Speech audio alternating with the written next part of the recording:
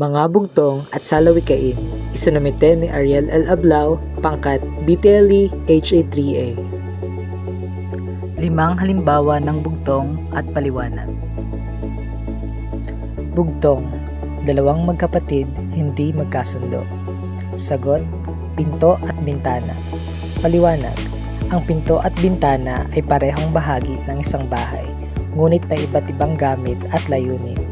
Kadalasan, ang pinto ay nagbubukas at nagpapapasok ng tao, samantalang ang bintana ay nagbibigay liwanag at hangin.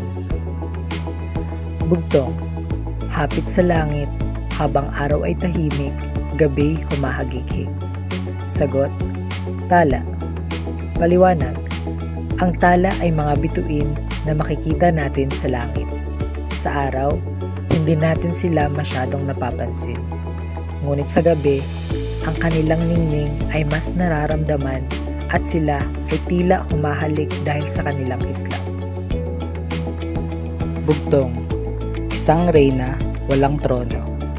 Sagot, balanse. Paliwanag, ang balanse ay isang konsepto ng pagkakapantay-pantay o pagkakatugma ng mga bagay. Ang pagtawag dito bilang isang reyna na walang trono ay nagpapahiwatig na ito ay mahalagang bagay na nagpapanatili ng kaayusan at pagkakapantay-pantay ng mga bagay. Bugtong, may punot bunga, di mamumunga. Sagot, langit. Paliwanag, ang langit ay mayroong mga bituin at iba't ibang planeta na tila mga punot bunga. Ngunit hindi ito nagmumula o nagbibigay bunga tulad ng sa lupa. Bugtong, buhay ko'y patpatin, sa lupa'y naninirahan. Sagot, kahoy. Paliwanag, ang kahoy ay may mga sanga at dahon na patpatin at naninirahan sa lupa bilang isang uri ng halaman. At ngayon naman, ang 5 halimbawa ng salawikain at paliwanag. Salawikain, kapag may tiyaga, may nilaga. Paliwanag, ang kasabihang ito ay nagpapahayag ng kahalagahan ng pagtitiyaga at pagpupursige sa pag-abot ng mga layunin. Ipinapakita nito na sa pamamagitan ng matiyagang pagsisikap, makakamit ang tagumpay. Salawikain, ang hindi marunong magmahal sa sariling wika, masahol pa sa hayop at malansang isda.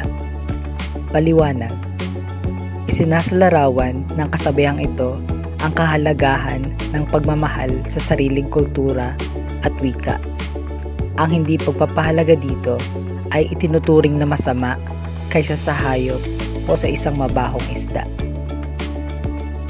Salawikain, ang taong nagigipit sa patalim kumakapit.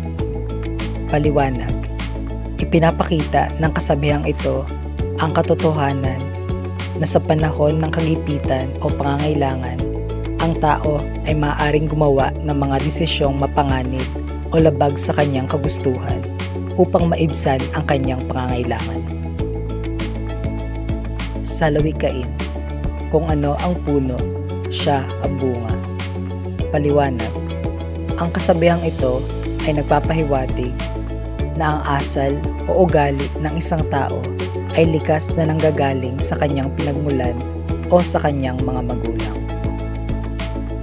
Salawikain, ang hindi marunong lumingon sa pinanggalingan ay hindi makakarating sa paroroonan. Paliwanag, ipinapahayag ng kasabihang ito ang kahalagahan ng pag-unawa sa ating kasaysayan at pinagmulan. Ang mga taong nakakamit ang tagumpay ay dapat laging magbalik tanaw sa kanilang mga pinagmulan. Maraming salamat po sa pakikinig.